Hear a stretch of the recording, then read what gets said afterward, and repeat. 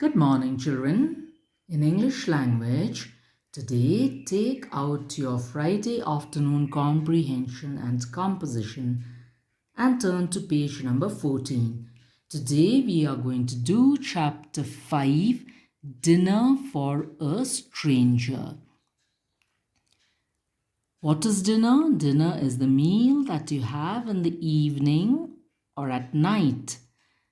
For a stranger, stranger is an unknown person, a person whom you do not know. So, dinner for an unknown person. First, I'm going to read the short story for you. I'll explain you afterwards. There lived an old man and his wife. They were poor. They had little to eat. One day, a stranger came to their cottage. He said, I have traveled all day. I am very hungry. May I have something to eat? The old couple welcomed the stranger. They placed before him their own dinner. It was only 4 slices of bread and a glass of milk. The couple knew that there was no more food in the house. They would have to go hungry that night. But they were happy that the stranger had a good meal. Now, children, once upon a time, there lived an old man and his wife. They were poor. They had very little to eat. Because they were poor, they had little to eat. What happened? One day, a stranger, that unknown person, came to their cottage. Cottage is a small house. And that stranger said that he had traveled all day. He had, walked all day.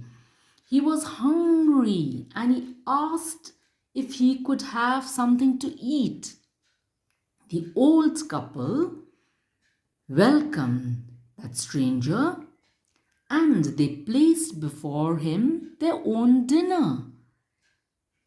It was only 4 slices of bread and a glass of milk. They were poor, they did not have much to eat, so they gave their own dinner. The couple is that old man and his wife, knew that there was no more food left in the house. And they knew that they had to go hungry that night because that was all that they had for dinner. There was no extra food left in the house. But they were happy that the stranger had had a good meal. They were happy for the stranger. Though they did not have anything for their own selves, they did not have anything left for dinner. Now, children, turn to page number 15. In the end, nothing was left but a bit of bread and a sip of milk. The stranger said, "Thank you very much," and went away. So, children, what happened after the stranger had his dinner? There was nothing left in the house. There was only a small bit of bread left and a sip of milk. Then, before leaving, the stranger thanked the couple and he went away. The old woman began to clear the table. And what did she find? All 4 slices of bread were back, and the glass was full of milk. The old man and his wife had their dinner after all. Not just that, but from that day they always had enough to eat. Now, what happened, children? When that stranger had left, the old woman began to clear the table. They had nothing left now. She started cleaning the table. And what did she find on the table? All the 4 slices of bread were back. And the glass, which had only a sip of milk left, was full of milk. The old man and his wife had the dinner after all, so they were able to eat their dinner that night. And not just that, but from that day, they always had enough to eat. They did not have to go hungry. Every day they had food in their house. It was like magic.